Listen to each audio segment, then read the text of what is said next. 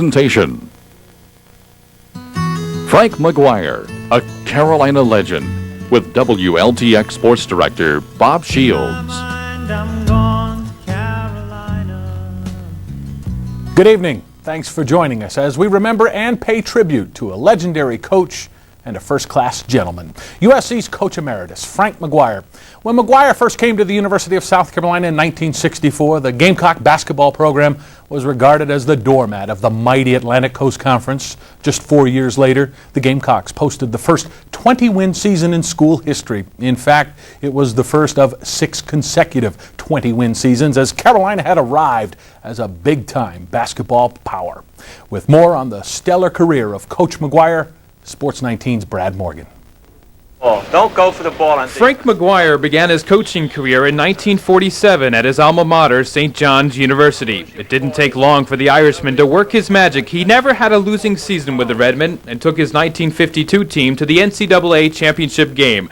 The following year, McGuire headed south to the University of North Carolina. Again, he had success, compiling a record of 164 wins and only 58 losses. That included a perfect 32-0 season and a national championship in 1957. In 1961, McGuire headed north again, this time to the pro ranks, where he spent just 1 season with the Philadelphia Warriors. Then he spent 2 years in a public relations position before returning to the job he really loved, coaching basketball. Gamecock fans will remember McGuire's stint at USC well. It took him 2 seasons before he turned the program around. He only won 6 games in his first season, but afterwards, he turned the people in South Carolina into basketball fans and his team into winners. It would be his last 16 years of coaching, and he would compile South Carolina's all-time winningest record with 283 wins. Oh, you never should foul a little man. Some of other McGuire's accomplishments still stand. He's the only coach ever to be voted the National Coach of the Year at 3 different schools, and the only coach to win ACC championships at 2 different institutions. Hey, there's a foul! Still, in South Carolina, he will be remembered as the man who made winners out of the Gamecocks and made Carolina fans proud. Brad Morgan, Sports 19. Frank McGuire made history at USC in so many ways. One big example, he will long be remembered for recruiting the school's first black ball player. In this clip from a 1991 interview with Sports 19, he reflects on that turning point and on the one which brought him here. It wasn't easy, but people on here, it was just ready to be done. I don't know why somebody didn't do it before me, but it had no resistance from the school or anything else. But now when I look at Casey Manning and Jojo and others, see, they were around probably before this thing happened. I don't know, maybe, yeah. But I know she could play. Same as St. John's. I recruited the first kid, Solly Walker, in Brooklyn, and but that was 1947 or something. And Casey came to school here. Must have been, I lost track of years. I coached so long. I had a great year at Philly. They sold Chamberlain and myself, actually, to the Warriors. It was going to be the Warriors out in San Francisco, and I loved that town. But I think if I lost out in the pros, all my friends back east, I could get a job 2 days later. Yeah. So I didn't want to take, so I took this job. And there was nothing there. Since then, nothing completely. I started all over again. Yeah. It kept me, it's good. It was good, Coach. Yes, very, very good. Earlier this afternoon, I was in our studio here taping an interview with the longtime voice of the Gamecocks, Bob Fulton, when we both heard the news that Coach McGuire had passed away. Fulton enjoyed a long and close relationship with the coach, and in fact, he's writing a book about the life of McGuire, which will be out sometime next year. The voice was kind enough to share some of his thoughts and memories with us. Bob, I know it's a sad time for all. He touched so many lives, and I know that you perhaps were as close to him as anyone in this area. I guess that's right, Bob, and I agree with you. I'm saddened, but I'm not shocked by the news because I talked to Jane, his wife, yesterday, and they felt at that time it was only a matter of hours. He really was hanging on to his sister came down from New York and arrived last night. And they felt that after he had seen her, he would slip away, which he did. And I say to the entire McGuire family, and I've known them all for years, and on behalf of you and your staff and everyone, we extend our deepest sympathy to the family.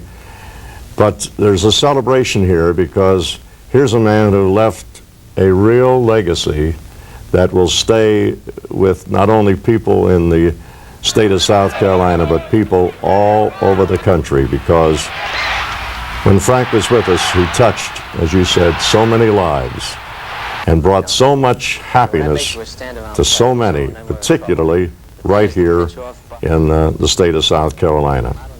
He'll be missed, but what he did will stay with us for a long, long time. In your interviews, putting together this book, you've had an opportunity to learn even more about the man and his history. What an interesting background this man had. And I'll tell you something, Bob, he's one of the most interesting and also one of the most complex individuals I have ever met. I don't care where we would go on the road with a basketball team, they wouldn't talk about the team. The newspapers would talk about Frank McGuire is in town. He has friends all over this country, in fact, out of this country, and everyone loves him. We were talking earlier, is so many friends that he has, and you had mentioned that friends in all stations of life, and not just the elite basketball world or the NCAA, but just a broad array of friends, contacts all over the place. Yes, for instance, Mario Cuomo, the governor of New York, played baseball for Frank at St. John's. He treats him just as he would treat somebody who's digging ditches for a living. He reminded me so much of Ted Williams of the Boston Red Sox, who was very similar. Ted didn't care what you did for a living, didn't care what your station in life would be or is. He treated people the same way. If he liked you, fine. If he didn't like you, look out. Hey, what a yokel you are. You are really a yokel. Put the yokel on television, would you? Make him feel good. Make him feel good. The thing about McGuire's life, he leaves so many wonderful memories to so many people that you can say, well, it was a great life, and he gave so much that so much of him will remain as part not only of this state, but the state of North Carolina, the state of New York, and all over the country. I don't know any coach who is better respected or better known than Coach McGuire.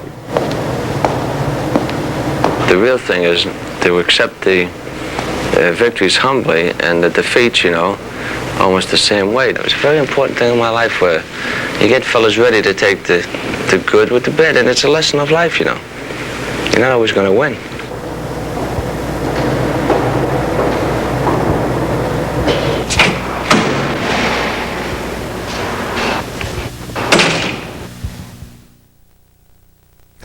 During those glory years at USC, Frank McGuire touched the lives of countless players and fans. Today, people are taking the time to remember him and appreciate his legacy. I think the final testament to Coach McGuire, or to people that don't even know him, I think the development of basketball in this state, when you see the kids out there playing in the parks.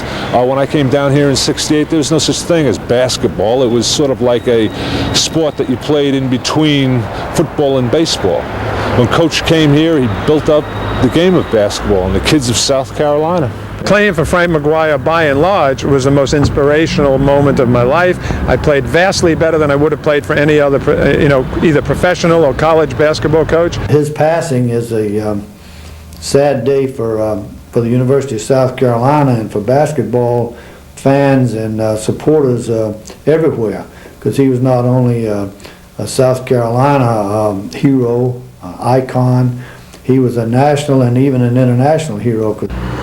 He just walked up straight, dressed nice, looked nice, always represented whatever school he was at the utmost.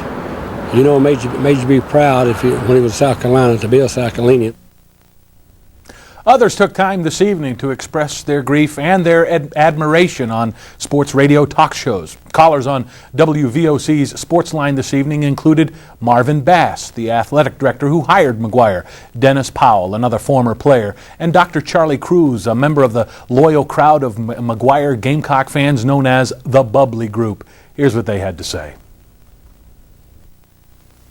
I think it was in '63 we had to let our basketball coach go here, and so was Saul Blott Jr., who was chairman of the athletic committee on the board of trustees, and Tom Jones, who was president, asked me if I knew where we could go and get a good basketball coach, and I told him I know where the best coach in the country is. But learned a lot of discipline, loyalty, respect.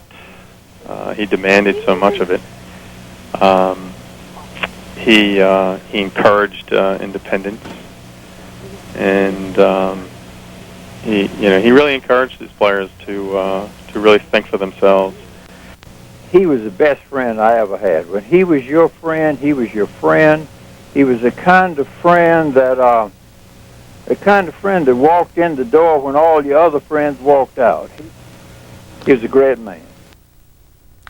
Frank McGuire's death today is undeniably sad, but not a surprise. Many people knew his health took a turn for the worse when he suffered a stroke 2 years ago, but he was not the kind of person to feel sorry for himself. As you'll see in this next report, News 19's Camille Bradford conducted one of the last televised interviews with the legendary coach as he was undergoing rehab in early 1993. Here's what Camille found. While his steps were very slow in the early part of 1993, the determination and courage of Coach Frank McGuire were as strong as ever. After suffering a stroke in April of 1992 and a broken hip the following September, McGuire spent a lot of time at Health South Rehabilitation Hospital in Columbia, undergoing physical and occupational therapy. During this time, coaches of a different kind assisted him at his favorite game. His wife, Jane, was constantly by his side. McGuire formed friendships with those around him at the facility. He said his regular visits to Health South made him realize there were others much less fortunate than him. I was going to complain one day. I didn't feel good, and before I could complain, two boys behind me, one had just lost a leg, and the other boy was a double amputee. So I shut up. I said nothing. Throughout his long illness, McGuire credited the constant support of well-wishers with making a big difference in his life. It's wonderful that people remember him, and they've gone out of their way to visit, and the encouraging words, when you hear it over and over again, very good. Optimism. Camille Bradford, News 19. Frank McGuire, a Carolina legend. We thank you for joining us for this special as we pay tribute to the man who left us so much before he left us today. And on behalf of all of us here at WLTX, our warmest sympathies to the McGuire family. Good night.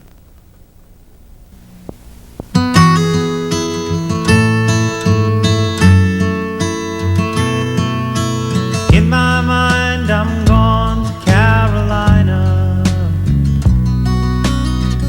Can't you see the sunshine?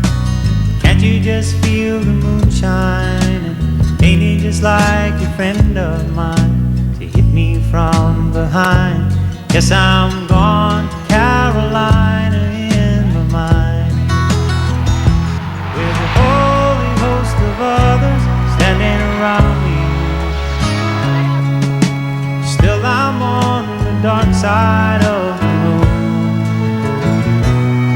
and it seems like it goes on like this forever. You must forgive me if I'm up and gone to Carolina in my mind.